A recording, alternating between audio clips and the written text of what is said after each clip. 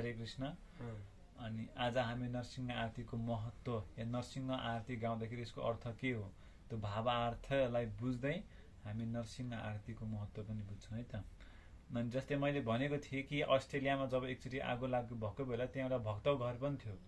अनि त्यति बेला भक्तको घर भएको बेला चाहिँ अब त्यो आगो चाहिँ जुन अस्ट्रेलियामा जुन आगो थियो नि त्यो आगो चाहिँ बढ्दै बढ्दै ठुलो आगो रोक्नै गाह्रो आगो, त्यो आगो चाहिँ त्यो जङ्गलदेखि सर्दै सर्दै त्यो समाजतिर बस्तीतिर सर्न थालेपछि चाहिँ सबैजना भाग सबैजना भाग्न थाले त्यतिखेर।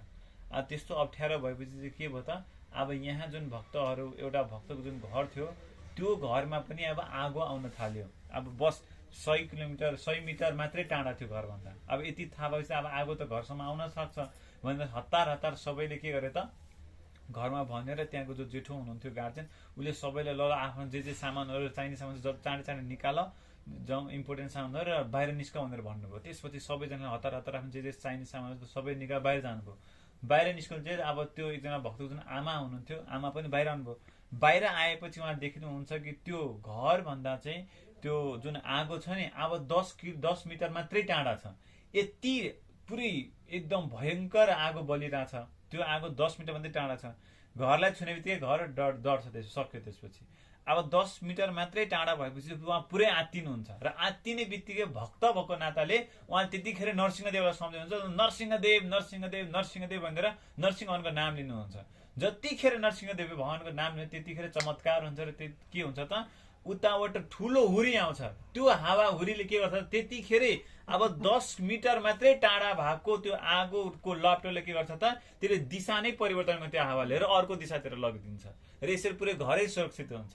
नरसिंहदेवको स्मरण या नामले मात्रै पनि सम्पूर्ण विघ्न बाधाहरू नष्ट हुन सक्छ, चाहे त्यो भौतिक होस् या भक्ति या आध्यात्मिक मार्गमै किन नहोस्। भनेपछि जब नरसिंहदेवको नामले मात्रै पनि त्यो आगोको दिशा परिवर्तन गर्छ, सङ्कट आउने सङ्कटको दिशा परिवर्तन गरिदिनुहुन्छ र मङ्गल गरिदिनुहुन्छ भने पछि हामीले नरसिंह आरती गायो भने के हुन्छ होला त त्यसको हामीले कल्पना पनि गर्न सक्छौँ। भने नरसिंह आरतीको त्यत्रो ठुलो महत्त्व छ।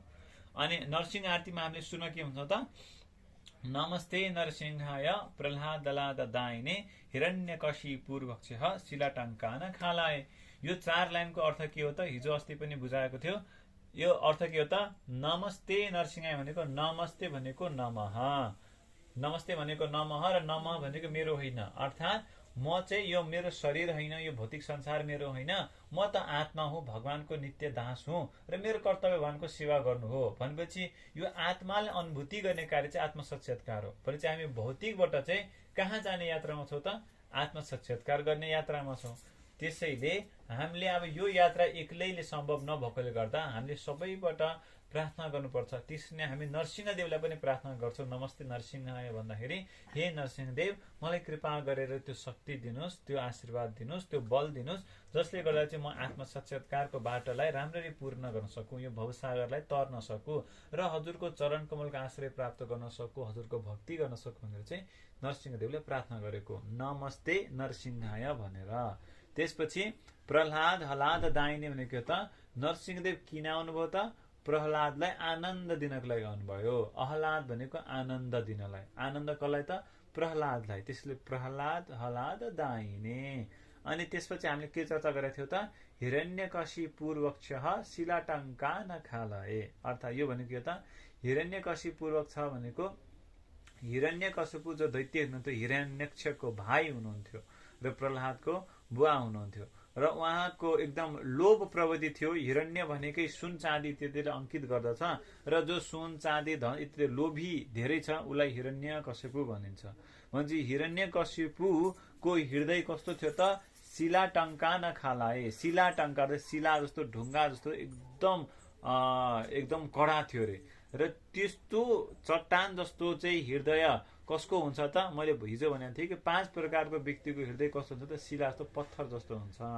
जस्तै जो नास्तिक छ या जो मायावादी छ या जो भक्ति गर्ने नाटक गर्छ, वैष्णव अपराध गर्छ इत्यादि गरेर 4-5 वटा मैले हिजो भनेको थिएँ। भने त्यस्तो व्यक्तिको हृदय चाहिँ पाषाण अर्थात् शिला जस्तो हुन्छ र हिरण्यकशिपु चाहिँ नास्तिक भएकोले गर्दा चाहिँ हिरण्यकशिपुको हृदय पनि कस्तो थियो त एकदम शिला जस्तो थियो र त्यस्तो शिला जस्तो ढुङ्गा जस्तो पत्थर जस्तो भएको हृदयलाई कसले नष्ट गरेर कोमल बनाउन सक्नुहुन्छ त नरसिंहदेवले। त्यसैले के भन्यो त हिरण्यकशिपूर्वक छ शिला टङ्का नखालाए भनेपछि नरसिंहदेवले चाहिँ आफ्नो नङ्ग्राले त्यो शिलालाई पनि चिरिदिनु भयो, त्यो छातीलाई चिरिदिनु भयो, जुन चाहिँ ढुङ्गा जस्तो थियो हिरण्यकशिपुको छातीलाई चिरिदिनु भयो भनेर भनिन्छ। त्यसपछि नरसिंहदेव के छ त इतो नरसिंह परतो नरसिंह यतो यतयामी ततो नरसिंह, अर्थात् इतो नरसिंह परतो नरसिंह भनेको नरसिंहदेव यहाँ पनि हुनुहुन्छ, नरसिंहदेव त्यहाँ पनि हुनुहुन्छ। यतो यतयामी ततो नरसिंह, म जहाँ जहाँ जान्छु त्यहाँ त्यहाँ नरसिंहदेव हुनुहुन्छ भनेर भनियो। बुझ्नुभयो? अनि जस्तै यसमा एउटा सानो कथा आउँछ कि एकचोटि जब प्रभुपाद जुहुमा चाहिँ भगवानको मन्दिर बन्दै थियो र त्यहाँ एकजना पटेल भनेर हुनुहुन्थ्यो, जो चाहिँ त्यो डोनर हुनुहुन्थ्यो, जसले चाहिँ अलि दान दिनुभएको थियो मन्दिरको लागि। अनि उहाँले चाहिँ नरसिंहदेवको जब मन्दिर स्थापना गर्ने ठाउँ थियो नि त, अनि त्यसपछि त्यो पटेलजीले चाहिँ त्यो सबै भक्तहरूलाई भनिरहनु भएको थियो कि यो नरसिंहदेवको यो मन्दिर चाहिँ यता हुनुपर्छ, यो दिशामा हुनुपर्छ, यो दिशा ठिक हो वास्तवमा यता भन्दै हुनुहुन्थ्यो। र त्यतिखेर प्रभुपाद आउनुहुन्छ र प्रभुपादले भन्नुहुन्छ होइन होइन, हाम्रो इस्कनको नियम के हो त इतो नरसिंह परतो नरसिंह यतै यतयामी ततो नरसिंह, नरसिंहदेव यहाँ पनि हुनुहुन्छ त्यहाँ पनि जहाँ पनि हुनुहुन्छ, त्यसैले यतै राख्नुपर्छ आवश्यक छैन, हामी यतै राख्छौँ भनेर चाहिँ प्रभुपादले त्यतै जुन ठाउँमा पहिला राख्नु भएको प्रयास गर्नुभएको थियो त्यही ठाउँ चाहिँ पछि राख्नुहुन्छ। र यस्तै गरिकन एउटा सानो कथा आउँछ जसले प्रमाणित गर्छ कि भगवान नरसिंहदेव चाहिँ जहाँ पनि हुनुहुन्छ भनेर। एकचोटिको घटना हो कि शङ्कराचार्यको एकजना शिष्य हुनुहुन्थ्यो जसको नाम चाहिँ पद्मपाद थियो, र उहाँ चाहिँ एक दिन चाहिँ जङ्गलमा जानुहुन्छ। जङ्गलमा गएर उहाँ के गर्नुहुन्छ त भगवानको ध्यान गर्नुहुन्छ, जङ्गलमा बसेर नरसिंहदेवको ध्यान गर्नुहुन्छ, नरसिंहदेवको दर्शनको लागि एकदम आतुर उत्सुक भएर नरसिंहदेवको ध्यान गर्न बस्नुहुन्छ। अब ध्यान गर्न बसेपछि चाहिँ नरसिंहदेवको ध्यान गर्न बसेपछि चाहिँ अब ध्यानमा बसिरहनु भएको थियो तपस्या गरेर, त्यही बेला चाहिँ त्यो जङ्गलमा जुन सिकारीहरू आउने गर्थे त्यो एउटा सिकारी आउँछ, अनि सिकारी आएर अनि त्यो सोध्नुहुन्छ पद्मपादलाई कि यसरी तपाईँ के गरेर यहाँ भनेर भन्नुहुन्छ। अनि त्यसपछि म व्यस्त छु, मलाई के डिस्टर्ब गर्यो तिमीले, म यहाँ व्यस्त छु काम गर्दैछु भनेर भन्नुहुन्छ। अब त्यो सिकारी चाहिँ अलिक खास सरल हृदयको हुनुहुन्थ्यो, त्यसैले भन्नुहुन्छ काम, तर काम गर्दै देखिँदैन, तपाईँ त यतिकै बसिरहनु भएको छ चुप लाएर, भने चाहिँ काम त केही गरे होइन, भन्नु के गरिरहनु भएको छ भनेर यत्रो जङ्गलमा। अनि त्यसपछि त्यो व्यक्तिले भन्नुहुन्छ पद्मपादले यो मूर्ख व्यक्ति रहेछ, यसलाई सम्झाएर पनि काम छैन, त्यसैले उहाँले भन्नुहुन्छ कि म यहाँ कसैलाई खोज्दैछु जङ्गलमा, म तिमीलाई पछि भन्नु होला, म यहाँ खोज्दैछु एउटा काम छ भनेर भन्नुहुन्छ। अनि त्यो सिकाउनु होइन भन्नु न कसलाई खोजेको, म तपाईँलाई हेल्प गर्छु, मेरो पुर्खा बाजेहरू सबै यही जङ्गलमै शिकार गर्थे र म पनि यही शिकार गर्छु सधैँ, त्यसैले मैले जङ्गलको सबै जीव जन्तु भन्नुभयो। अनि यति भनेपछि चाहिँ अनि पद्मपादले अब यसको मुख लागिरहेको पनि फेरि यसले टाउको दुखाइ गर्छ, यसलाई चाँडै हटाउनु पर्यो भनेर उहाँले ठिक छ म एउटा विशेष व्यक्तिलाई खोज्दैछु भनेर, विशेष व्यक्तिलाई खोज्दैछु, तिमी उसलाई चिन्दैनौ भनेर भन्नुहुन्छ। अनि त्यसपछि सिकेर होइन भन्नु न, तपाईँ भन्नुहोस् म खोजिदिन्छु तपाईँलाई, जस्तो व्यक्ति जस्तो जन्तु भए पनि मलाई थाहा छ भनेर। अनि त्यसपछि त्यो पद्मपाद हुन्छ ल ल ल म ठिक छ धेरै दिमाग नखाऊ, म भन्छु तिमी जाऊ सक्छौ भने खोज भनेर भन्नुहुन्छ। अनि त्यसपछि भन्नुहुन्छ कि त्यो चाहिँ आधी उसको ज्यान चाहिँ मान्छे जस्तो छ, नर हो, र टाउको चाहिँ सिंह जस्तो छ, यो विशेष जन्तु हो भनेर भन्नुहुन्छ। अनि त्यसपछि तिमीलाई खोज्न सक्छौ त भनेर भन्दाखेरि चाहिँ त्यो सक्छु के छ र, तर कहाँ बस्छ मलाई यो पनि भन्नु नि त भनेर भन्दाखेरि, अनि त्यो यो जङ्गलमा जुन जङ्गलमा पनि बस्नुहुन्छ, जहाँ पनि बस्नुहुन्छ र यो जङ्गल पनि हुनुहुन्छ भनेर भन्नुहुन्छ, तर तिमी सक्छौ जस्तो मलाई लाग्दैन भनेपछि अनि त्यो सिकारले भन्छ होइन तपाईँ त्यस्तो नभन्नु, म जसरी पनि खोजेर ल्याउँछु, यदि ल्याउन सकिनँ मैले बेलुकासम्म भने म आत्महत्या गर्छु भनेर भन्छ त्यो व्यक्तिले, त्यो सिकारीले त्यस्तो भन्छ। अनि त्यसपछि म अहिले जान्छु खोज्न भनेर त्यसपछि त्यो व्यक्ति खोज्न जान्छ सिकारी। अनि सिकारी खोज्न गएपछि अब जङ्गल पुरै भौतारिन्छ, यतादेखि उता सबैतिर जान्छ, बेलुका हुन्छ तर कहीँ पनि त्यो जीव जन्तु देखिँदैन, त्यस्तो उसले भने जस्तो आधी सिंहको आधी नरको जस्तो देखिँदैन। नदेखेपछि त्यो आत्तिन्छ र त्यसपछि अब ल मैले त वचन त दिएको थिएँ, मैले पाएन भने आत्महत्या गर्छु भनेर। अनि यति सोचेर उसले के गर्छ त माथि रुखमा चाहिँ अब त्यो आफ्नो डोरी सोरी बाँधेर अब फाँसी लाउँछु भनेर चाहिँ जान्छ, र आत्महत्या गर्न खोज्दैखेरि चाहिँ त्यतिखेरै नरसिंहदेव प्रकट हुनुहुन्छ, प्रकट भएर साइडमा चाहिँ बस्दिनुहुन्छ। अब त्यहाँ बस्ने बित्तिकै त्यो व्यक्तिले देख्छ अरे म मर्न लागेर यो व्यक्ति चाहिँ तल रहेछ मैले खोज्न लागेको व्यक्ति भनेर, त्यसपछि सिकारी तल झर्छ। अनि अब उसको हृदय सरल छ, यो भगवान हो त भनेर दिमागमा छँदै छैन, त्यसैले उसले के गर्छ त सरल हृदयले अनि उसलाई भन्छ तिमी यता छौ, मैले कहाँ कहाँ खोजेको छैन तिमीलाई, दिनभरि खोजा खोज्दा वाकतीको झन्डैमा मरेको, तिमी यहाँ छ भनेर च्याप यसरी हात समाउँछ नरसिंहदेवको, समाउँछ यसरी ल हिँड भनेर अनि च्याप्प समातेर तानेर लानुहुन्छ ऊ त्यहाँ पद्मपातका। अनि पद्म यी हेर तिमीले भनेको होइन, तिम्रो हराएको व्यक्ति यी हेर मैले ल्याएको छु, यी तिम्रो हराएको व्यक्ति यही हो भनेर भन्नुहुन्छ। यति भनेपछि चाहिँ अब पद्मपात चाहिँ एकदम आश्चर्यचकित हुन्छ। तर संयोगवश के हुन्छ त, पद्मपातले चाहिँ भगवानको दर्शनै गर्न पाउँदैन, उसले चाहिँ नरसिंहदेवको दर्शनै पाउँदैन। दर्शन नपाएपछि एकदम आतुर हुन्छ केलाई देखाउँछ भनेर। त्यतिखेर चाहिँ अब ल्याएको त हो उसले सिकारीले, त्यसैले यो कुरा प्रमाणित गर्न चाहिँ भगवान नरसिंहदेवले बोल्नुहुन्छ। अनि पद्मपातले बोलेको सुन्नुहुन्छ, तर उहाँले आफ्नो भगवानको शरीरको हृदय दर्शन चाहिँ गर्न पाउनुहुन्न। अनि त्यसपछि नरसिंहदेवले भन्नुहुन्छ कि हे पद्मपात, तिमीले मेरो त्यति तपस्या त गर्यो, तर यो व्यक्तिको यो सिकारीको हृदय एकदम सरल छ र उस चाहिँ मलाई पूर्ण विश्वासको साथ खोज्न आएको थियो यहाँ, त्यसैले एकदम सरल हृदय र पूर्ण विश्वासले गर्दा आएकोले गर्दा म उसलाई प्राप्त भए भनेर भन्नुहुन्छ भने। यति भनेपछि चाहिँ अनि त्यसपछि चाहिँ पद्मपात के भयो त, त्यसपछि पद्मपात चाहिँ के भयो त एकदम आश्चर्यचकित भएर अनि त्यसपछि नरसिंहदेव त्यति भनेर त्यहाँदेखि गायब हुनुहुन्थ्यो, गायब हुनुभयो। र त्यसपछि चाहिँ पद्मपात चाहिँ अनि त्यो सिकारीको चरणमा ढोगलाई खुट्टा छुनुहुन्छ, भन्छ ओहो तिमी कस्तो भाग्यमानी छौ कि तिमीले नरसिंहदेवले हेर्न पनि पायो, सुन्न पनि पायो र छुन पनि पायो, तर म दुर्भागी हेर म भगवानमाथि त्यति विश्वास नभएको, मैले भनेको त दर्शन गर्न पनि पाइनँ भनेर भन्नुहुन्छ। यसरी हेर्दा त भगवान नरसिंहदेव जङ्गलमा पनि हुनुहुन्छ नि त। त्यसैले शास्त्रले के भन्छ त, इतो नरसिंह परतो नरसिंह, भगवान नरसिंहदेव यहाँ पनि हुनुहुन्छ, भगवान नरसिंह त्यहाँ पनि हुनुहुन्छ। यतो यतो यामी ततो नरसिंह, यतो यतो यामी ततो नरसिंह भने के हो त, म जहाँ जहाँ जान्छु नरसिंहदेव त्यहाँ त्यहाँ मसँग हुनुहुन्छ भनेर। म पसल जाँदा पसलमा नरसिंहदेव हुनुहुन्छ, म टोयलेटमा जाँदा टोयलेटमा नरसिंहदेव हुनुहुन्छ, यदि म जङ्गलमा गयो भने जङ्गलमा बस्नुहुन्छ, र यदि म कसै साथी घर गयो नरसिंहदेव मसँगै साथीसँग बस्नुहुन्छ। भनेपछि यतो यतो यामी ततो नरसिंहदेवले हामीलाई कहिले पनि छोड्नुहुन्न। हामीमाथि चाहिँ हाम्रो हृदय चाहिँ सरल भक्तिवाला हुनु पर्यो, भक्ति हृदय भरिनु पर्यो, र भगवान नरसिंहदेवमाथि पूर्ण विश्वास हुनु पर्यो भन्ने कुरा चाहिँ बुझिन्छ। अब यस्तो भने के हो त, इतो नरसिंह परतो नरसिंह यतो यतो यामी ततो नरसिंह। अब अर्को के छ त, बहिर नरसिंह हृदय नरसिंह। बहिर नरसिंह हृदय नरसिंह भनेको नरसिंहदेव बाहिर पनि हुनुहुन्छ र नरसिंहदेव हृदयमा पनि हुनुहुन्छ। अब जस्तै यसको योसँग मिल्दोजुल्दो एउटा कथा के छ भने, जब वेदव्यासजीले चाहिँ अब शास्त्र पुराणहरू रचना गरिरहनु लेखिरहनु भएको थियो, त्यतिखेर चाहिँ उहाँले नरसिंहदेवको बारेमा चाहिँ लेख्दाखेरि उहाँले हृदयमा त्यो उहाँको भाव आउँछ कि ओहो नरसिंहदेव कस्तो हुनुहुन्छ होला। जुन व्यक्तिले नरसिंहदेवलाई आफ्नै आँखा अगाडि साक्षात दर्शन गर्न पाएको छ उसले कस्तो अनुभूति भयो होला नरसिंहदेवलाई हेरेर भनेर एकदम जिज्ञासा उहाँको मनमा आउँछ। यति जिज्ञासा हुने बित्तिकै नरसिंहदेव प्रकट भइदिनुहुन्छ उहाँको हृदयमै प्रकट भएपछि चाहिँ अब हृदयमा वेदव्यासले के हुन्छ, अब हृदयमा नै उहाँले नरसिंहदेवलाई दर्शन गर्न पाउनुभयो। नरसिंहदेव हृदयमा प्रकट हुनुभयो। प्रकट भएपछि अब उहाँको शरीरको सबै शरीरहरू अब काँप्न थाल्छ, उहाँको यो सबै पुल्किँदै हुन थाल्छ, आँखाहरू ठुल्ठुलो हुन थाल्छ र एकदम सासहरू लामो लामो हुन थाल्छ वेदव्यासजीको, र एकदम पसिना हुन थाल्छ जब नरसिंहदेवको दर्शन हृदयमा उहाँलाई हुन्छ। अब यति भएपछि उहाँले बुझ्नुहुन्छ ओहो नरसिंहदेवको दर्शन गर्दा त यस्तो पो अनुभूति हुँदो रहेछ भनेर। र नरसिंहदेवको त्यो दर्शन यति अद्भुत र यति सौन्दर्यमय थियो कि वेदव्यास एकदम भावविभोर हुनुहुन्थ्यो। र त्यसपछि उहाँले नरसिंहदेवलाई प्रार्थना गर्नुहुन्छ कि हे नरसिंहदेव, हजुरले मलाई दर्शन दिनुभयो मेरो हृदयमा, त्यसै गरिकन म चाहन्छु कि तपाईँका जुन भक्तहरू या संसारको अरू व्यक्तिहरू छन् उनीहरूले पनि हजुरको दर्शन गर्न पाऊँ भनेर भन्नुहुन्छ। यति भनेपछि चाहिँ त्यसैले हजुर बाहिर पनि प्रकट भइदिनुहोस् भनेर प्रार्थना गरेपछि चाहिँ नरसिंहदेव चाहिँ बाहिर विग्रहको रूपमा प्रकट हुनुभयो। र अहिले पनि त्यो विग्रह नरसिंहदेवको त्यो गरिन्छ। नवगोन्डा भन्ने ठाउँ छ इन्डियामा, दक्षिण भारतमा, त्यहाँ वल्लपडी भन्ने त्यो ठाउँमा या त्यहाँ मन्दिरमा चाहिँ नरसिंहदेवको त्यो विग्रहको अहिले पनि पूजाहरू हुन्छ।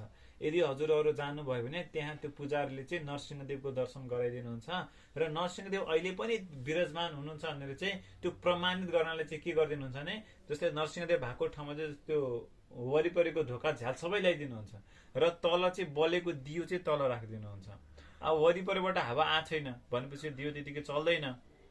तर के हुन्छ त, जब नरसिंहदेवको तल राखेपछि त्यो दियो राख्ने बित्तिकै त्यो दियो चाहिँ पुरै फरफडाउन थाल्छ, त्यसपछि त्यो काँप्न थाल्छ। किनभने नरसिंहदेवले जुन सास लिनुहुन्छ नि त्यो सासको प्रवाह हावाले गर्दा चाहिँ त्यो दियो हल्लिन थाल्छ। त्यो अहिले पनि नवगोन्डा डिस्ट्रिक्टमा र त्यो बल्लपडी भन्ने मन्दिरमा अहिले पनि त्यो नरसिंहदेवको त्यो विग्रह छ, जहाँ चाहिँ जुन जुन दर्शन चाहिँ वेदव्यासले पाउनु भएको थियो। र त्यो फोटो म तपाईँलाई पछि देखाउँला, त्यो भगवान नरसिंहदेवको। भनेपछि अब बहिर नरसिंह हृदय नरसिंह भने के रहेछ त, भगवान नरसिंहदेव हृदयमा पनि हुन्छ र बाहिर पनि हुनुहुन्छ भनेर प्रमाणित भयो। त्यसै गरिकन अर्को श्लोक के छ त, नरसिंहम आदिम शरणम प्रपते, अर्थात् हे नरसिंहदेव म हजुरलाई हजुरको शरणमा आउँदैछु भनेर भन्यो। नरसिंहम आदिम, आदि नरसिंह भन्छ। आदि नरसिंह भगवान नरसिंहदेवको मूल स्वरूप छ नि, विराट स्वरूप होला। त्यसमा नरसिंहदेवको 8वटा टाउकोहरू छ। 8वटा रूपमा चाहिँ नरसिंहदेवले आफ्नो भक्तहरूको रक्षा गर्नु। जसरी कृष्णले विराट स्वरूप देखाउनु भएको थियो नि, त्यसरी नै नरसिंहदेवको पनि त्यस्तो विशेष स्वरूप छ, जसमा उहाँ जस्तै हामीले हनुमानजीको मात्रै 5वटा टाउको भएको देख्नु भएको छ होला उहाँको त्यस्तो विराट स्वरूपमा। त्यसरी नरसिंहदेवको जुन आदि स्वरूप छ नि उहाँको, त्यसमा चाहिँ उहाँको 8वटा टाउकोहरू छ नरसिंहदेवको। अनि जस्तै म तपाईँले त्यो टाउकोहरू गिनाउँछु। जस्तै एउटा सिंहको भयो, जुन उहाँ स्वयं हुनुहुन्छ सिंहको। अर्को बाघको, अर्को टाउको बाघको छ। त्यसै गरी अब तेस्रो टाउको चाहिँ घोडाको छ। त्यसपछिको टाउको भालुको छ। त्यसपछिको टाउको हनुमानको छ। त्यसपछिको टाउको चाहिँ 2टा चुच्चो भएको चाहिँ चराको छ। त्यसपछिको टाउको गरुडजीको छ, गरुडको छ। भनेपछि कतिवटा भयो टोटल?